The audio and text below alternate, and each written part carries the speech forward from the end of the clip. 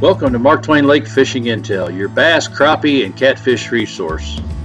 If you're looking to become a better angler while you're here at Mark Twain Lake, we provide all the latest tips, tricks, and know-how to make your fishing trip the best it could be, and learn different techniques that's going to put more fish in the boat while you're here at Mark Twain Lake.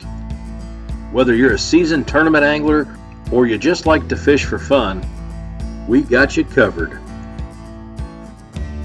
Get all the latest daily and weekly fishing reports that will help you put more fish in the boat. So become a member today of Mark Twain Lake Fishing Intel and stay up to date on what's going on here at Mark Twain Lake. Now, a word from our sponsors. Check out 154 Marine in Perry, Missouri. New and used boats available, with a full line of Tahoe pontoons for all you pleasure boaters out there. And a full line of Excel boats. A full service shop, along with a full line of accessories to get you back out on the water. The Hunting Corner, located in Monroe City, Missouri, where they have a full line of ammunition, hunting rifles, and more. They also have plenty of fishing gear, along with minnows, rods, reels, and plenty of archery gear to make your hunting trip a success. And don't forget about all your lawn care needs here at the Hunting Corner with the small engine repair shop as well. And Luke Mitchell, your Missouri land specialist with High Point Land Company. Give him a call for all your hunting and recreational land at 573-541-1232. And the Junction Restaurant, located in Perry, Missouri, Highway 19 and 154. If you're looking for steak, chicken, pasta, and more, check out the Junction Restaurant in Perry, Missouri. Rooster's Bar and Grill. Great atmosphere and great food here at Mark Twain Lake. So let's start the show. Hey everybody, thanks for tuning in to Mark Twain Lake Fishing Intel's July Roundtable. Here we are at South Fork Resort. It's kind of a new restaurant place they got here at the resort. She was gracious enough to make us a nice pizza. It was really good. We appreciate that. So if you're ever around Mark Twain Lake area, come check out South Fork Resort. They got a little restaurant here on the weekends. I believe they're open right now. I feel like family every time I come. Right.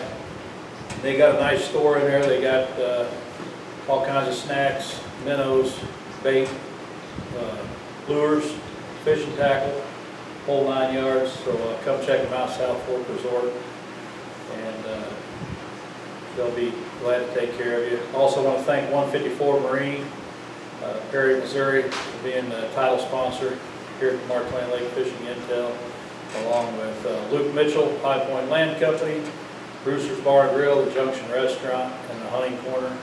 Appreciate everybody that supports the Intel. That way we can bring you guys some great information on the roundtables once a month. And we haven't had a roundtable since April was our last one, because May, I believe, was high water, so nothing went on, so we didn't really have anything. The lake got, what, 620, something like that? Yeah. So fishing was null and void there for a while, and June picked up. The crappie fishing picked up a little bit, so we're going to talk about some crappie fishing. Dennis is going to touch on some catfishing. He's been doing a little catfishing, and he's been kind of taking a break from the crappie guiding and doing the bass thing, fishing tournaments, and all that good stuff. So we're going to kind of touch on what's been happening on the lake. So we'll just get right into it, and we'll talk about some June crappie fishing. It was pretty good. I had a few guide trips. All turned out pretty good. I was fishing a lot of pole timber, 25, 30 foot of water. Fish were anywhere from 8 to about 15, 16 foot deep from what I was finding. And I pulled cranks. Yeah, he pulled cranks along the bluffs, over the treetops, trying to get them about a foot or so above the treetops. You get hung up occasionally, but they come right out usually. You're catching the better fish. I was catching, but I did that. I looked at the treetops, brush piles, stuff like that, and over live scope, and you catch a bunch of, you have to catch your share of little ones to get a 9.5 to 10 inch fish or bigger.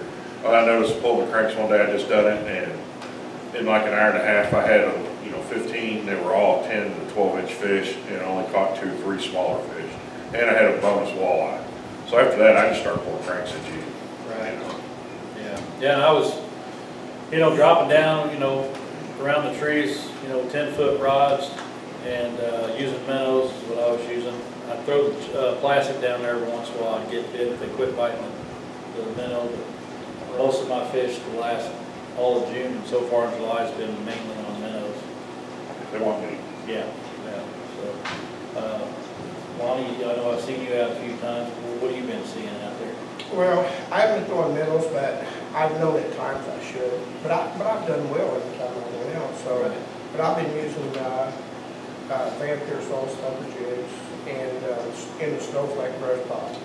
And depending on the clarity of the water, I may go to a bigger bait if I'm going to need murkier water.